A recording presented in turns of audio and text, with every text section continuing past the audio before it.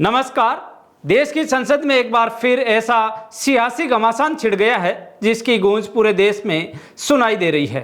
लोकसभा में शिक्षा प्रणाली और देश के युवाओं के भविष्य पर बोलते हुए नेता प्रतिपक्ष राहुल गांधी ने बीजेपी और सत्ता पक्ष पर अब तक का सबसे आक्रामक हमला बोला। राहुल गांधी ने संसद के पटल पर स्टूडेंट, इडियट और अंधभक्त की एक ऐसी थ्योरी रख दी जिससे सदन के भीतर हड़कंप मच गया। राहुल गांधी ने सीधे सीधे तंज कसते हुए कहा कि आज स्थिति ऐसी हो गई है जहां अंधभक्त को लगता है कि इडियट ही भगवान है। उनके इडियट शब्द का इस्तेमाल करते ही संसदीय कार्य मंत्री किरेन रिजिजू समेत पूरे सत्ता पक्ष ने हंगामा शुरू कर दिया। वहीं राहुल गांधी ने स्पीकर के सामने सवाल उठाया कि जब ये यील्ड नहीं करते फिर भी सत्ता पक्ष को बीच में बोलने का मौका क्यों दिया जाता है। आइए सुनते हैं संसद में आया राहुल गांधी के इस भाषण का वो वायरल वीडियो जिसने बीजेपी को बैकफुट पर ला दिया है।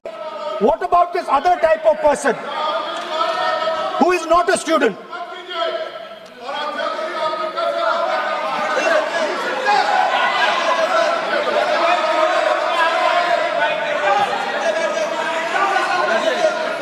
So she said the hallmark,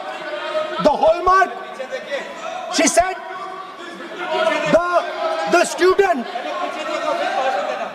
she says the student wears the truth on his or her chest proudly. It's written here. And I said, what about the other type?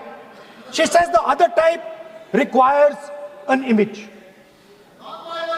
It requires an image, and as that image is not true, because the idiot is trying to pretend that he is God. I'm not talking about that. As it is not true, and the idiot is trying to pretend he's God, he has to create this massive image. Then I asked a question, sir.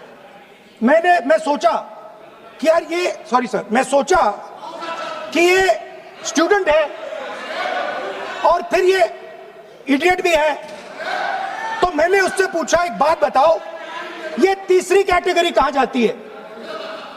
ये तीसरी category कहां जाती है? उसने कहा कौन सी तीसरी category? मैंने कहा अंधभक्त। इसको कहां डाला जाए? She says to me, अंधभक्त is a person who is absolutely convinced that another idiot is God. So these are the three categories: student, idiot and अंधभक्त who follows the idiot. Rahul Gandhi के इस तीखे बयान ने संसद से लेकर सोशल मीडिया तक बहस की एक नई आग भड़का दी है। जहां एक तरफ कांग्रेस इसे देश के करोड़ों छात्रों और युवाओं की बेबाक आवाज बता रही है, वहीं बीजेपी और सत्ता पक्ष का आरोप है कि राहुल गांधी ने संसद की गरिमा को ठेस पहुंचाई है और असहमत होने वालों को इडियट कहकर नीचा दिखाया है। लेकिन इन सब तीखी बहसों के बीच सबसे बड़ा सवाल ये उठता है कि क्या संसद जैसे पवित्र मंच पर इस तरह की भाषा और तंज से देश का वास्तविक समस्याओं का हल निकल पाएगा? क्या शिक्षा बजट, पेपर लीक और करोड़ों छात्रों के भविष्य से जुड़ी समस्याओं और स्वास्थ्य पर चर्चा होने की बजाय केवल बयानों की राजनीति चलती रहेगी? और सबसे बड़ा सवाल, क्या आज की राजनीति में वैचारिक मतभेद अब व्यक्तिगत अपमान और कटाक्ष में बदल चुके हैं? आपकी इस मुद्दे पर क्या राय है? कमेंट सेक्शन में जरूर बताइए और देखते रहिए जागो इंडिया जागो। धन्यवाद।